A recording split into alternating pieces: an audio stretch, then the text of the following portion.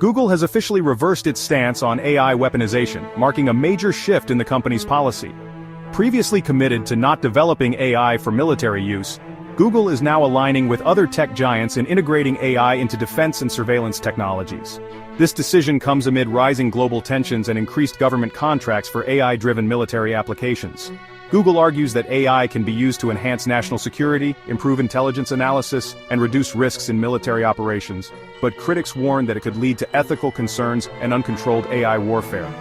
While details on specific projects remain unclear, reports suggest that Google is exploring AI-powered drone technology, battlefield analytics, and automated threat detection systems.